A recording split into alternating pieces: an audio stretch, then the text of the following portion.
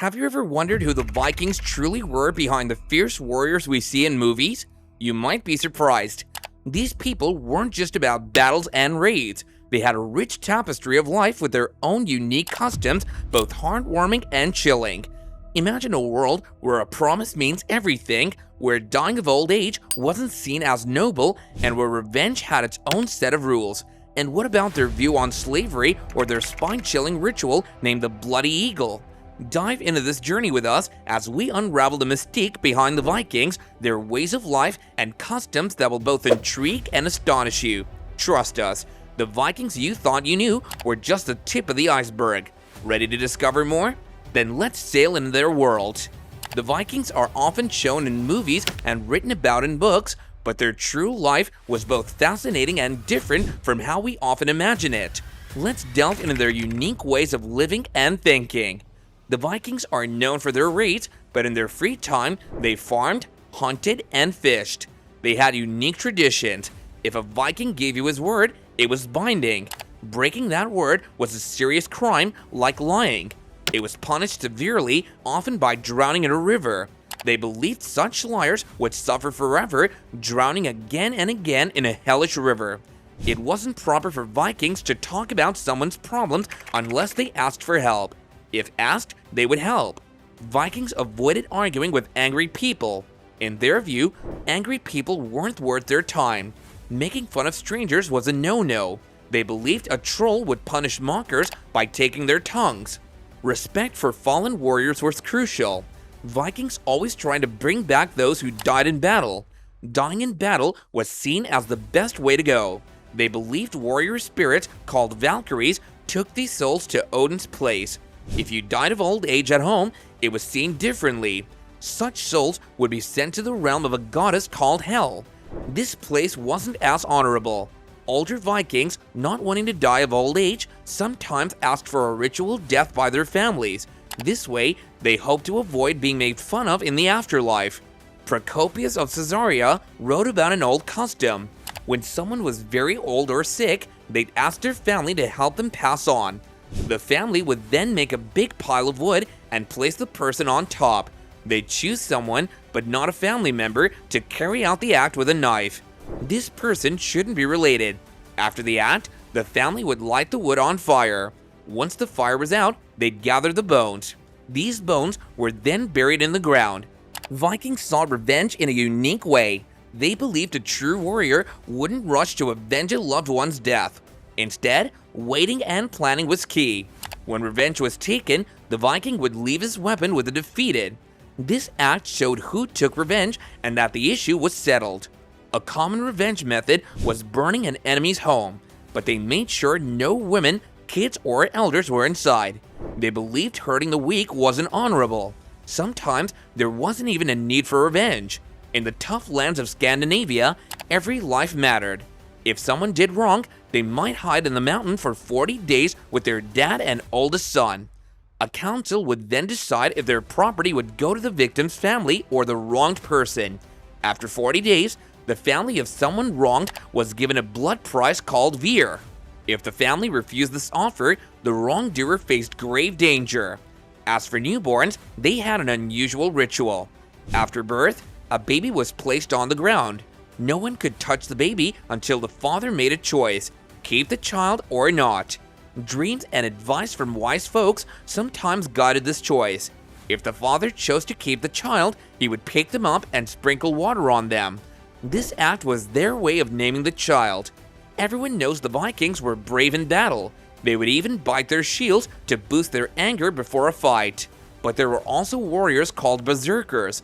They drank a special mix made from mushrooms given by sorcerers. This made them feel no pain or tiredness. In battle, they were very aggressive and showed no mercy. When it came to Viking funerals, they were unique too. Death meant going to Odin's place, so family members often seemed happy and at peace during these ceremonies. Viking funerals were unique. They believed death was a journey to Odin's realm. The deceased's belongings were divided into 3 parts. One part went to the family, the second was used for the funeral feast, and the third was for the burial. They would often bury the deceased with a dog, horse, and sometimes a loyal servant. Lastly, the Vikings had a significant gathering every 9 years. Here, representatives from all tribes would meet.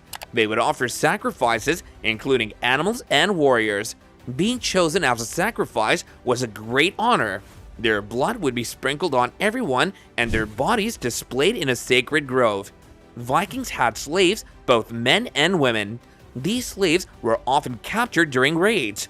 The main goal of these raids was to get more wealth and resources. Invasions often happened for a better life. When Vikings captured people, their futures varied. Some were taken hoping for a payment to free them. If no payment came, these folks became slaves at the Vikings' homes. Men slaves usually did tough jobs, but skilled workers like craftsmen were treated a bit better. They could marry, but their master had to agree. However, these marriages weren't really seen as family. Women slaves had different roles. They helped out in the home, assisting Viking women. They had no real rights. Some even traveled with the Vikings on their journeys. Their tasks included catering to the warriors' needs. However, in some cases, female slaves were given important roles in Viking households. They might even have a higher place than others. It might surprise you, but the Vikings could become slaves too. How? Let's explore. Imagine a Viking who can't pay back a debt. If he can't work it off, his family could step in. They would buy his freedom using their own belongings, but here's the catch. They had to prove they were using their own stuff for the buyback. If it turned out that they were using the slave's own belongings for the ransom, the deal was off. In that case, all of the slave's property would go straight to the master. Seems a bit tough, wouldn't you think?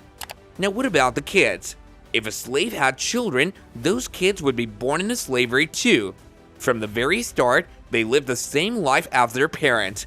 Life was predetermined for them, and freedom wasn't in the cards. Masters held a lot of power. If a slave did something wrong, like harming someone, guess who had to handle it? The master. They were the ones responsible for their slaves' actions. Say a slave went as far as killing someone. The fallout and any discussions with the victim's family fell on the master's shoulders. However, after handling the situation, the master had free reign. No one really questioned how they dealt with the slave afterward. To the Vikings, dying at the hands of a slave was a big no-no. It was a huge shame. If it happened, the slave's master could face revenge from the dead person's family. But looking beyond these tensions, the Vikings did care for their slaves. Why? Because not every Viking trip was a win. When times were hard, they valued the slaves they had and tried to keep them safe. The bloody eagle was a scary Viking ritual. Today, many experts agree it was real. While some call it a sacrifice, it seems more like a harsh punishment. The person was laid face down. Then, their back was cut open. The ribs were broken and pulled out, looking like wings. And that's how this punishment got its name. Wrapping up, these Norsemen were complex. They were more than just their helmets and bows. As we sail away from their world, remember, the Vikings were rich in culture, values, and traditions. They were truly a unique chapter in human history. Thank you for watching this video, and don't forget to leave a comment down below and let us know what you thought about this topic. See you next time, and bye for now.